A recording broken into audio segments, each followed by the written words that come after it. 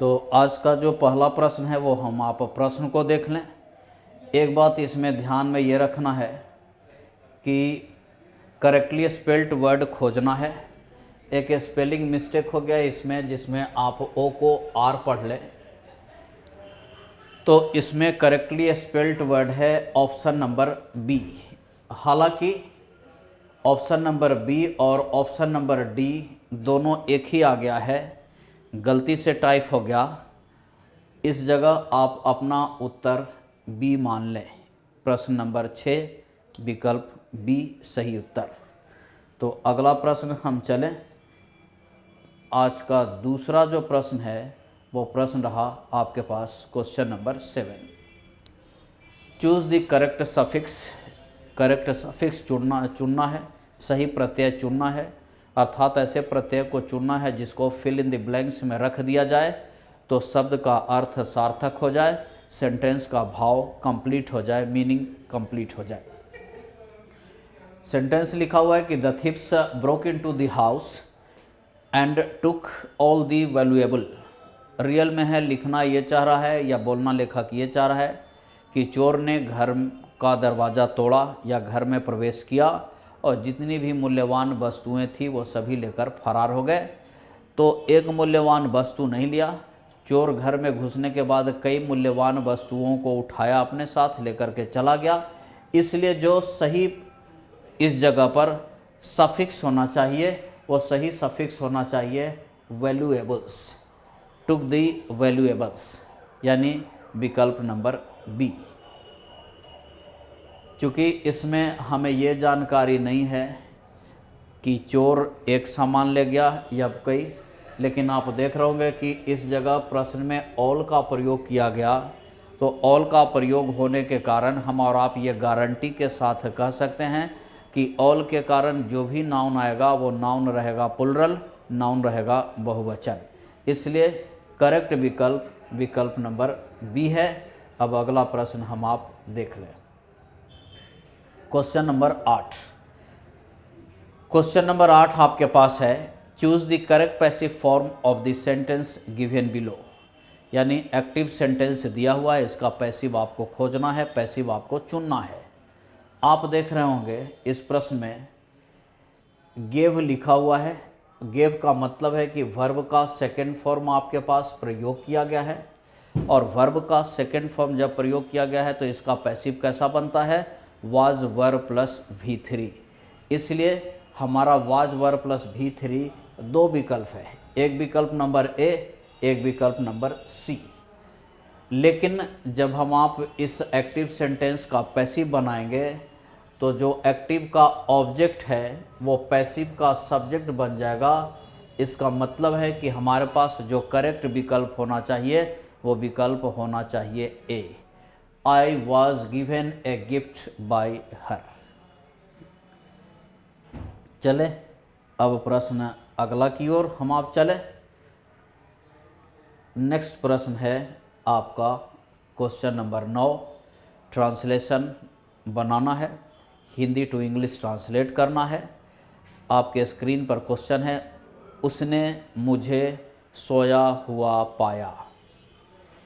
सबसे पहले हम और आप इस जगह पर जैसे ही पाया शब्द को आप देखते होंगे, पाया देखने के बाद आपके दिमाग में यह स्पष्ट होता होगा कि दिया गया सेंटेंस पास्ट में है या पास्ट सेंटेंस है।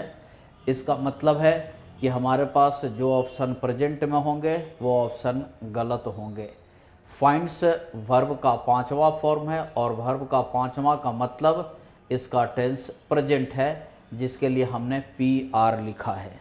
प्रेजेंट सेंटेंस है पास्ट में, इसलिए जो हम ट्रांसलेशन भी बनाएंगे या उसका इंग्लिश ट्रांसलेशन भी होगा वह भी पास्ट में होगा, इसलिए हमने एक को हटा दिया। उसने मुझे सोया हुआ पाया, तो हम और आप जान रहे हैं कि उसने के लिए जो हमारा अंग्रेजी रहेगा या अंग्रेजी होगा वह ही होगा। इसका मतलब है कि जिसमें आई को सब्जेक्ट के रूप में रखा गया या जिसमें आई को प्रारंभ में रखा गया वो सभी ऑप्शन एलिमिनेट हो जाएगा और हमारा जो करेक्ट ऑप्शन होगा वो ऑप्शन रहेगा सी, ही फाउंड मी स्लीपिंग, उसने मुझे सोया हुआ पाया। अब अगले प्रश्न की ओर चलें। अब हमारा अगला प्रश्न है, वो प्रश्न है फाइंड द एरर। आपको गलती ढूंढनी है कि इस सेंटेंस के किस भाग में गलती है। ग्रामर की गलती, ग्रामर का मिस्टेक किस भाग में किया गया है। आप अपना उत्तर तेजी से देते चले, फिर मैं इस प्रश्न की चर्चा मैं करूँगा। चलिए आप अपना अपना उत्तर दें। आप में से इस जगह इस प्रश्न को लेकर के एक जानकारी हम आप हासिल कर लें कि जो हमारे पास क्वेश्चन आज दिया गया है वो क्वेश्चन का टॉपिक है रिडंडेंट वर्ड्स। आपने ग्रामर का अध्ययन किया होगा तो ग्रामर के अध्ययन में इसके बारे में जानकारी हासिल की होगी, रिडंडेंट वर्ड्स के बारे में। ये किसे कहते हैं, केवल इसका हिंदी आपको हम बता दें, आपको एग्जाम्पल्स भी हम बता दें। रिडंडेंट का मतलब होता है अनावश्यक, रिडंडेंट का मतलब होता है फालतू। इसका मतलब है कि इस सेंटेंस में कोई एक शब्द है जो फालतू है, अनावश्यक है, जिसका प्रयोग सेंटेंस में नहीं होना चाहिए था। यदि उसको हटा दें तो हमारा वाक्य ग्रामर के दृष्टिकोण से करेक्ट हो जाएगा। कई बार रिडंडेंट वर्ड आपने देखा होगा, लोग बोलते हैं cousin sister, cousin brother. Cousin के साथ सिस्टर और ब्रदर का प्रयोग अनावश्यक माना जाता है। उसी तरह से इस प्रश्न में ज्वाइन के बाद जो इन लिखा हुआ है इसका प्रयोग अनावश्यक है। रियल में इस रिडंडेंट को कई लोग दूसरे नामों से भी जानते हैं। आपने देखा होगा कोलोक्वल, आपने सुना होगा स्लैंग। तो ये हम आप स्लैंग बोले या हम आप इसको कोलोक्वल बोले या हम आप इसको रिडंडेंट वर्ड बोले, तीनों एक है। स्लैंग का मतलब होता है कि जो स्पोकन में तो चल जाए, स्पोकन में सही हो जाए, किंतु ग्रामर के दृष्टिकोण से रॉन्ग माना जाए। हम आप बोलते भले हैं कि I want to join in your institute, मैं आपका इंस्टीट्यूट ज्वाइन करना चाहता हूं, लेकिन ज्वाइन के बाद इन का प्रयोग रिडंडेंट है, इनका प्रयोग फालतू है, इनका प्रयोग अनावश्यक है, इनका प्रयोग गलत है। तो इसलिए इस जगह से इनको हटा देना चाहिए।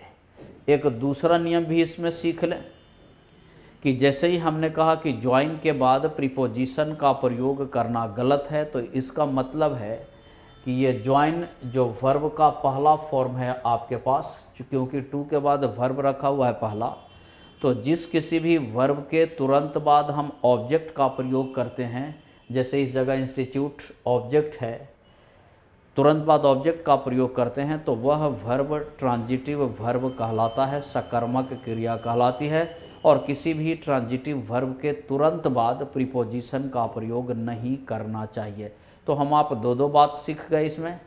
एक तो हम आप सीधा का सीधा बोलें कि ज्वाइन के बाद इन का प्रयोग एक स्लैंग माना जाएगा, स्पोकन में चलेगा, ग्रामर में गलत हो जाएगा। या फिर हम आप इसको ऐसे भी बोल सकते हैं कि ज्वाइन एक ट्रांजिटिव वर्ब है, सकर्मक क्रिया है, जिसके तुरंत बाद प्रीपोजिशन का प्रयोग गलत होगा। इसलिए जो हमारा सही विकल्प है वो इस प्रश्न का विकल्प है सी। तो अब हमारा अगला प्रश्न ले लें। इसमें हमारा 10 के बाद 11 नंबर है और 11 नंबर में आपसे फिर एक बार हिंदी को इंग्लिश में ट्रांसलेट करने के लिए कहा गया। आप देख रहे होंगे इसमें लिखा हुआ हम लोग कल बाढ़ पीड़ितों की सेवा करने जाएंगे। तो सबसे पहले हम और आप कुछ छोटे शब्द को देख लें, क्योंकि इसमें एक शब्द आपके पास लिखा हुआ है कल। इसका मतलब इसका इंग्लिश हमारे पास हो जाएगा कैसा, टुमारो। अब आपके पास ऑप्शन ए में कहीं भी टुमारो का प्रयोग नहीं है, इसलिए इस ऑप्शन को हमने हटा दिया। एक, हम लोग कल बाढ़ पीड़ितों की सेवा करने जाएंगे। तो हम और आप ये देख रहे होंगे कि जाएंगे का प्रयोग किया गया। इसका मतलब कि सेंटेंस फ्यूचर में है, अर्थात हमको वाक्य में फ्यूचर टेंस का प्रयोग करना है। और वाक्य में फ्यूचर के लिए हम और आप शैल विल का प्रयोग करते हैं। ये भी ध्यान रखना है कि आई और वी के साथ बहुत पहले शैल का प्रयोग होता था, लेकिन अब आप न्यूज़पेपर आप मैगजीन्स, आप कोई जर्नल्स या किसी को भी आप बोलते देखेंगे तो वी और आई के साथ भी अब विल का प्रयोग सही है, गलत नहीं है।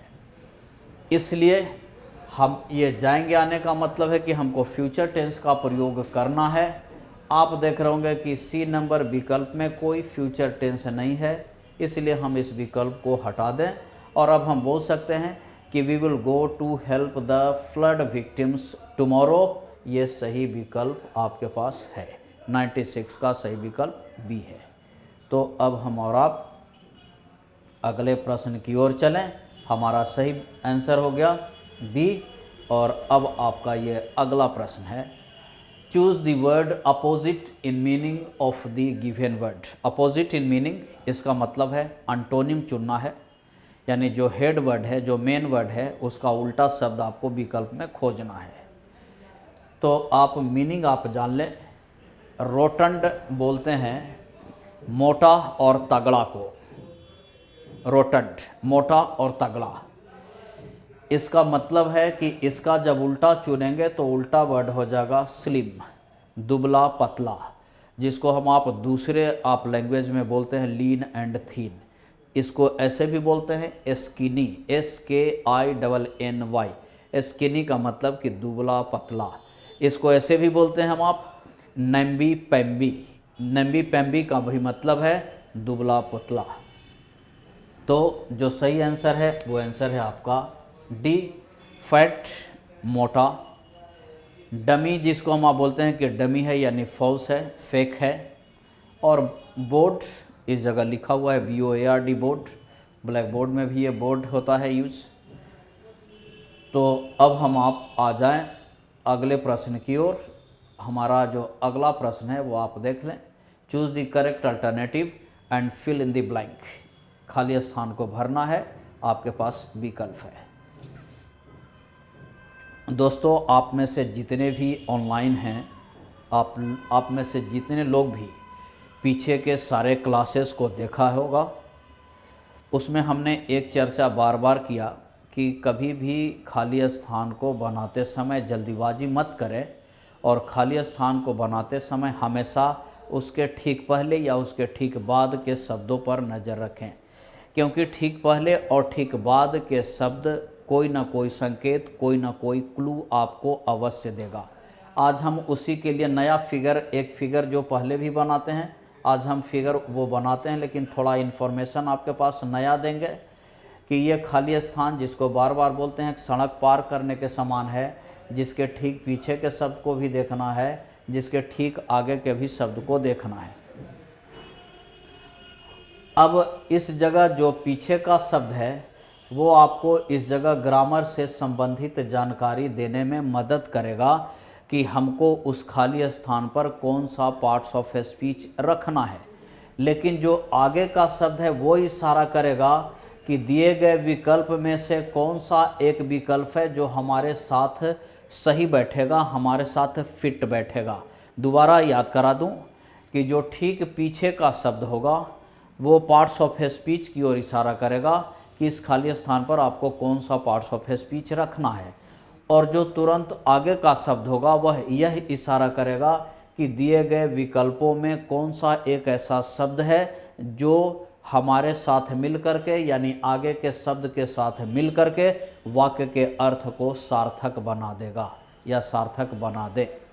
तो इस जगह हम और आप एक चीज़ देख रहे होंगे कि यहाँ पर खाली स्थान के पहले प्रीपोजिशन है, यहाँ पर खाली स्थान के बाद वर्ब का चौथा है। नियम हम आप सीख लें कि प्रीपोजिशन के बाद, ऐसा ग्रामर का नियम है कि प्रीपोजिशन के बाद नाउन या प्रोनाउन को ऑब्जेक्टिव केस में रखना चाहिए। इसका मतलब है कि हम आप ऐसे भी बोल सकते हैं कि प्रीपोजिशन के बाद ऑब्जेक्टिव केस का प्रयोग करना चाहिए। ऑब्जेक्टिव केस आप जान रहे हैं, I nominative, me objective, we nominative, us objective. You का नॉमिनेटिव और ऑब्जेक्टिव दोनों सेम होता है। यदि हम आप ही का लें तो ऑब्जेक्टिव, हिम ही नॉमिनेटिव और him objective, she nominative, her objective. तो तो इस जगह पर प्रीपोजिशन के बाद ऑब्जेक्टिव केस का प्रयोग करना चाहिए, लेकिन इस नियम का अपवाद यह है कि जैसे ही इसके बाद वर्ब का चौथा फॉर्म रखा हुआ रहेगा, V4 रखा हुआ रहेगा, अर्थात ING से समाप्त होने वाले वर्ब रखे हुए रहेंगे, तो आपको इस ऑब्जेक्टिव केस को पोसेसिव एडजेक्टिव में बदल देना है। प्रीपोजिशन के बाद ऑब्जेक्टिव केस तो प्रयोग करेंगे, लेकिन जैसे ही उस ऑब्जेक्टिव केस के बाद वर्ब का चौथा फॉर्म हो, V4 फॉर्म हो, तो पीछे यानी ऑब्जेक्टिव केस को बदल करके ऑब्जेक्टिव केस को बदल करके पोसेसिव एडजेक्टिव कर देना होगा। इसलिए यहाँ पर जो सही विकल्प है वो विकल्प है बी। अगर ये एक्सेप्टिंग नहीं होता तो हमारे पास ऑप्शन हिम हो जाता, लेकिन V4 हुआ इसलिए हमने पोसेसिव एडजेक्टिव को लिया, ऑब्जेक्ट को नहीं लिया। तो हमारा करेक्ट आंसर है बी। अगला प्रश्न हम आप चले, ये प्रश्न आपका है अगला। Choose the appropriate meaning of the idiom given below. Idiom का मीनिंग आपको चुनना है। विल एंड वो, विल एंड वो जिसको हम आप बोलते हैं, विल का मतलब अच्छा समय, वो का मतलब बुरा समय, इसलिए इसका सही इंग्लिश मीनिंग है good times and bad times. इसलिए जो करेक्ट है आपका आंसर है वो आंसर नंबर है डी, अच्छा समय और बुरा समय, विल एंड वो।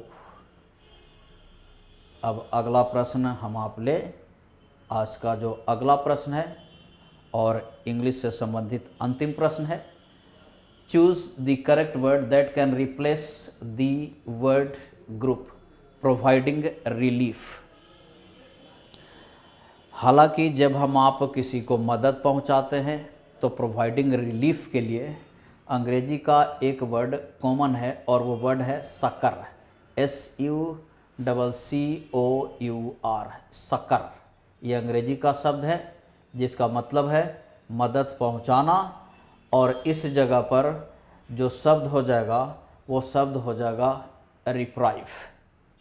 रिजॉइंडर बोलते हैं प्रत्युत्तर, जवाब देना, और रिफ्यूज़ REFUSE रिफ्यूज बोलते हैं तब तो वो इनकार करना, और ये रिफ्यूज जो शरण हम आप लेते हैं इसी से शब्द होता है रिफ्यूजी।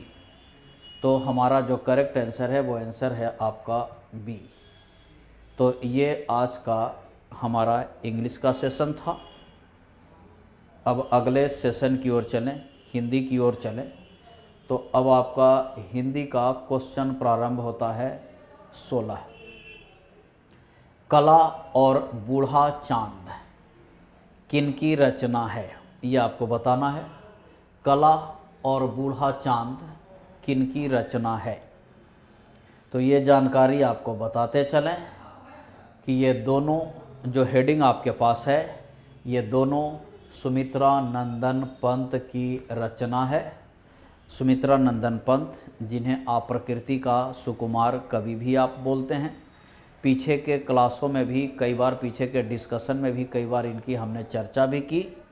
तो 16 का सही उत्तर है ए। 17 नंबर पर हम आप आ जाएं।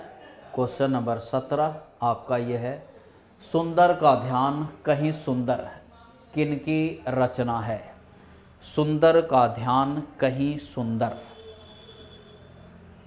इसलिए खास करके आप सबों से ये निवेदन करूँगा कि हिंदी में खासकर लेखक के बारे में जानकारी हासिल कर लें। और लेखक के बारे में जब आप जानकारी हासिल करेंगे तो कुछ जानकारियाँ आप हासिल कर लें कि लेखक का जन्म किस स्थान पर हुआ, लेखक का जन्म का वर्ष क्या था, लेखक की मृत्यु का वर्ष क्या था, लेखक को किस किताब के लिए कौन से पुरस्कार कब मिले, ये भी, और उस लेखक की प्रमुख रचना को भी ध्यान में रखें। और कुछ जो लाइनें, कुछ जो पंक्तियाँ उस लेखक की बड़ा महत्वपूर्ण रही है, जिसे हर कोई जानता है, जिसको कई बार सुनने में आया है, इसे भी आप ध्यान में रख लें। तो हिंदी से संबंधित जो प्रश्न छूटेंगे वो प्रश्न आपके बनना प्रारंभ हो जाएगा। तो अगला है सुंदर का ध्यान कहीं सुंदर। ये रचना है श्री गोपाल सिंह नेपाली जी की। तो हमारा इसका आंसर है सी नंबर, विकल्प नंबर सी। अगला प्रश्न हम आप लें जिसमें ये बताना है दिनकर का संबंध हिंदी की किस धारा से है। राष्ट्रकवि दिनकर का संबंध हिंदी की किस धारा से है। कल संभवतः हमने इसके पहले कुछ सेट्स पहले भी हमने ये सुना था या पढ़ा था कि राष्ट्रकवि दिनकर जी का जन्म कहाँ हुआ, तो जिसमें जानकारी हम आप हासिल किए थे सिमरिया, और उसके लिए हमने ऑप्शन में चुना था बेगूसराय। अब आपसे पूछा जा रहा है कि दिनकर किस हिंदी की किस धारा से हैं या किस धारा के कवि थे। तो ये बोला जाएगा कि ये दिनकर छायावादेतर और स्वच्छंद धारा के कवि थे। इसलिए जो सही विकल्प है वो विकल्प है सी नंबर। अगला प्रश्न हमारा है दयानंद का संधि विच्छेद करें। तो दयानंद को का जब संधि विच्छेद हम आप करेंगे तो सही संधि विच्छेद होगा दया प्लस आनंद, दयानंद। तो सही आंसर हो जाएगा 19 का बी। अब हम आप अगला ले लें, नंबर 20 में लिखें रविंद्रनाथ टैगोर का जन्म कब हुआ था। संभवतः इनके बारे में भी ये पिछले सेट्स में शायद चर्चा हमने किया था। यदि नहीं तो हम आप इस बात को याद रख लें। आप अपना उत्तर सबसे पहले देना प्रारंभ करें और तब मैं इसके बारे में जानकारी दूंगा। क्योंकि इस जगह पर हमारे पास रविंद्रनाथ टैगोर का जन्म कब हुआ था, अभी चर्चा भी किया कि ये ध्यान रख लें कि उनका जन्म किस वर्ष है, उनकी मृत्यु किस वर्ष है, उनकी रचना कौन सी है, उनको कौन कौन सा पुरस्कार मिला है, उनकी उपाधि या पदवी भी कोई है तो वो भी ध्यान में रख लें। इस जगह आप देखेंगे कि रविंद्रनाथ टैगोर का जन्म 1861 ईस्वी में 7 मई 1861 ईस्वी को कोलकाता में हुआ।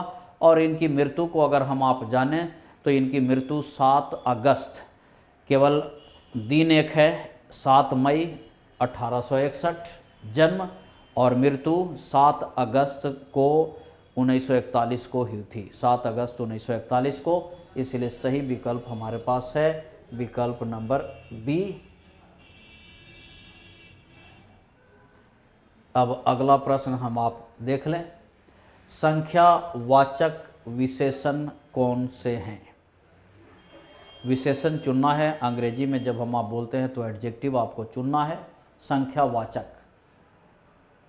नया आप लेंगे तो नया आकार बताएगा, विशेषण है लेकिन नया कैसा, तो ये नया है, यानी ये एक हिसाब से आकार नहीं बल्कि एक हिसाब से समय बताएगा, नया या पुराना। 100 आप देख रहे होंगे कि गिनती सूचक है यानी संख्यावाचक है, तो सही विकल्प तो हमारा ये हो जाएगा। थोड़ा जब लेंगे तो ये परिमाण बताएगा, और पुराना और नया जो दोनों है वो समय सूचक है, समय बताएगा। इसलिए हमारे पास जो सही विकल्प है वो विकल्प है आपका बी नंबर। और अब हम आप चलेंगे अगले प्रश्न की ओर। 77 दही है। यदि आप इस प्रश्न को आप तभी बना सकते हैं जब दही के बारे में ये जानकारी हो कि दही स्त्रीलिंग है अथवा पुल्लिंग। हम और आप जानते हैं कि दही को पुल्लिंग माना जाता है और इसलिए बोलते हैं कि सही विकल्प होगा खट्टा, दही खट्टा है। इसलिए जो हमारा सही आंसर है वो आंसर है आपका सी, दही पुल्लिंग है और इसलिए बोलेंगे दही खट्टा है। सही विकल्प हमारे पास होगा। 78 गगन कौन लिंग है। ये बताना है। गगन जिसका पर्यायवाची आकाश भी आप बोल सकते हैं, कौन लिंग है। तो हम आप बहुत बार बोले भी हैं, बहुत बार सुना भी होगा कि गगन नीला है या आकाश नीला है। इसका मतलब कि गगन पुल्लिंग है तो हमारा जो सही विकल्प है वो विकल्प है आपका 78 का बी, गगन पुलिंग। तो अब अगला हम आप सीख लें। अब हम अगला प्रश्न पर आ जाएं। अब अगला प्रश्न है, नवरत्न में कौन सा समास है? नवरत्न के समास को आपके सामने बताऊं, इसके पहले इसको दो भाग में बांट लें, एक नव और दूसरा रत्न। इसका सही आंसर हो जाएगा दिग्गु। और ऐसा नियम है कि जिस समास का पहला पद संख्यावाची हो, यानी नव संख्यावाची और दूसरा पद कोई संज्ञा हो। दोबारा बोल दें कि जिस समास का पहला पद कोई संख्या हो और दूसरा पद कोई संज्ञा हो, तो ऐसे शब्द को द्विगु समास बोलते हैं, या इसे हम आप द्विगु समास कहते हैं। तो इसलिए ये जो नवरत्न शब्द है वह द्विगु समास का उदाहरण है। हमारा सही विकल्प हो गया सी नंबर। अब हम आप अगला प्रश्न देख लें। अकल चकराना मुहावरे का अर्थ क्या होगा? आप जानते होंगे, आपने कई बार प्रयोग भी किया होगा, तो इसका आपको अर्थ बताना है। अकल चकराने मुहावरे का अर्थ हो जाएगा कि कुछ समझ में ना आना, अर्थात जो सही विकल्प होगा वो विकल्प हो जाएगा ए। तो चलिए दोस्तों, आज का ये क्लास यहीं समाप्त करते हैं। कल हम और आप सेट नंबर 16 की चर्चा करेंगे। धीरे धीरे मैं सारी चीज़ों को और विस्तार से बताऊंगा, और यदि आपको खास करके इंग्लिश या हिंदी संबंधित कोई भी समस्या हो तो आप अपना टेक्स्ट भेजते रहें, हम उसके जवाब देते रहेंगे। Thank you very much.